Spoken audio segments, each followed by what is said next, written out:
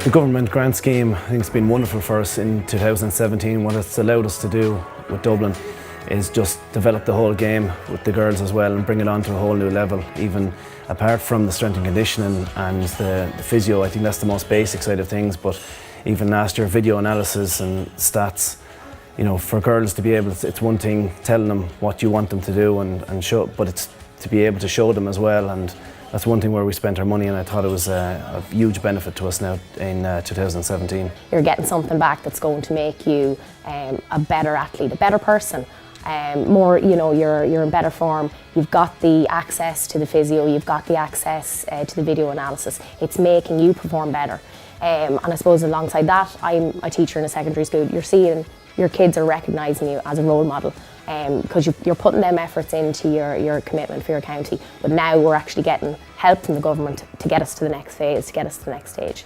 So it's yeah, it's great to see that recognition. We won't have to do as much fundraising with the clubs, and that eases the pressure on the clubs, because invariably you're going to the same well all the time, particularly when you're in a county that has a small number of clubs. And it means that you're not plaguing your clubs to become involved in fundraising. So certainly the €8,500 grant is a huge benefit for the senior team. I think it does, I suppose, provide a lot of maybe acknowledgement from the government and the association for the work that we've been doing in years previous, probably work that we might have been paying out of our own pocket.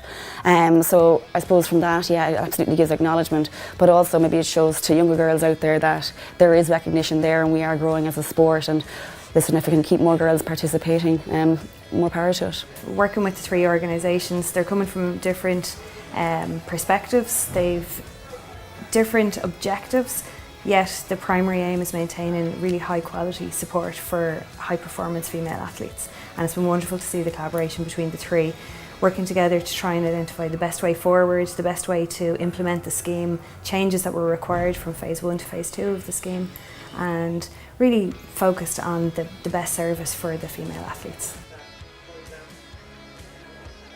I suppose it gives us a breathing space really to provide the resources that our county management want to make the team go as far as they can go and to improve their standards. And from us as a county board to ensure that we have sufficient funding to put the extra things in place, to pay our bus companies to put food on the table. You know that once you have this focus on the grant, and that once you have set that in place, that those costs are going to be covered, and then that you can budget a bit better down the road for the additional costs that you know that are coming. Probably more off-field, like performance analysis, the video analysis, probably maybe gauge more into it and prepare more for games with that. The collaborations that happen in relation to the government grant scheme are at various levels.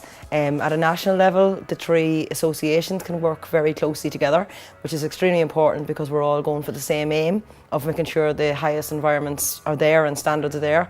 But also at a more localised level, at a county level, the player, the county management team and the county board officers must work together for this to happen.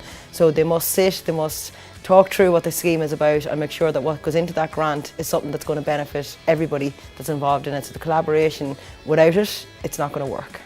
We found that players, county representatives and managers came together to decide on how the money was to be spent.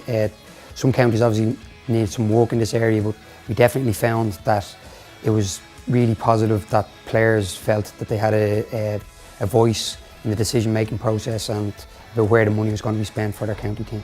Yeah, I think the government grant scheme has massively raised expectations among inter-county players. They're seeing a more professional setup now, a more professional environment to be operating in. They feel that value, they feel the recognition as players amongst other elite athletes in Irish sport. And hopefully that'll have a great positive knock-on effect, I suppose, in the self-recognition of the athletes playing our sports, and ultimately good for the game.